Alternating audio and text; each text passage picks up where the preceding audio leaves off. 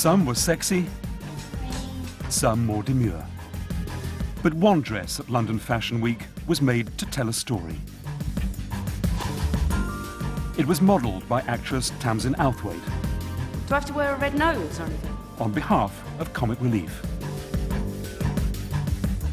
And it was designed by a group of top London fashion students for a catwalk show with a difference.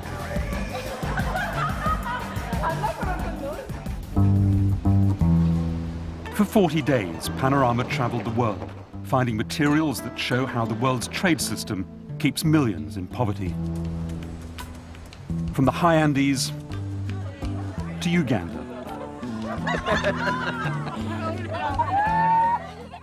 From Timbuktu to the Far East.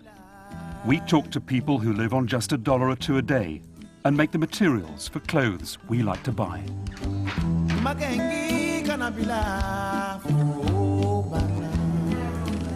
Our challenge to the students from London College of Fashion to make a world-class dress from the stuff we bought, a dress worthy of the catwalk.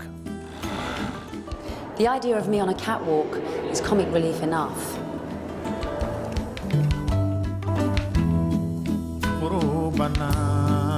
Panorama tells the story of a dress.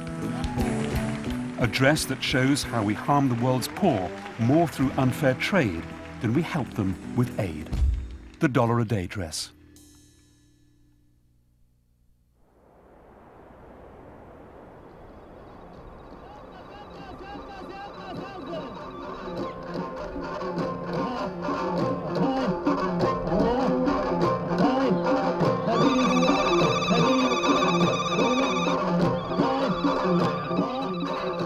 Every year, the men in blue gather for a festival in the West African country of Mali.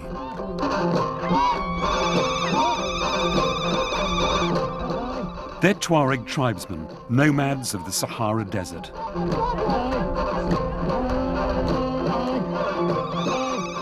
They've ridden for days with their families to this oasis close to Timbuktu to play music and dance. It's a festival now famous across the world.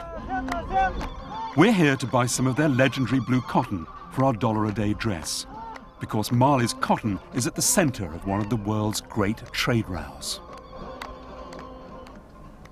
To find out why, we drove southwest to cotton-growing country. Most of Mali's 12 million people make their living from farming, and about a third from cotton.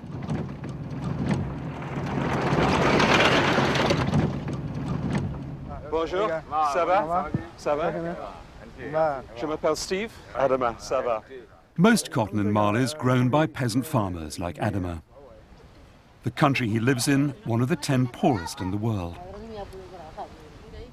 4 out of 10 children malnourished. Like 2/3 of people in the countryside, Adama's family drinks water that's unsafe. Well, short of real hunger, this is about as destitute as it gets. This really is $1 a day land. Strange, because his cotton harvest looks great. Does that come straight off the plant like that? Or? Yes, just like that. Just pull it off the plant? Yes. Like that? Core off the plant? It's a good crop this year, and it's also his main crop. But he still can't make a decent living. Well, we reckon this is about half Adama's crop for the year, and he's going to make about £80 out of it. So that's about 160, 150 something for the whole year. £3 a week, out of which he's got to feed a whole extended African family. All these have to go. Yeah. But why so poor? Mali should be okay. The rich nations say, make sure your cotton's cheap and good quality, and that's what Mali's done. But the US and the EU subsidize their cotton farmers. Unfair competition, keeping world prices down and making it harder for African farmers to work their way out of poverty. We'd brought with us an Oxfam report detailing huge subsidies America's been paying its cotton farmers. Critics say they breach the West's commitment to free trade. We've got Tyler Farms, Arkansas, $7 million, J.G. Boswell, California, $6 million. I mean, what does he make of this? He says that it's a very big money, and if a government does that for a farmer, that means that it's to kill the other farmers. The other poor It's killing farmers. the other farmers? Yes, yes. The farmers here? Yeah, like here, him? yes. This program is brought to you by Link TV for educational and non-commercial use only. Link TV is the only US network dedicated to global and national news, uncompromising documentaries and diverse cultural programs.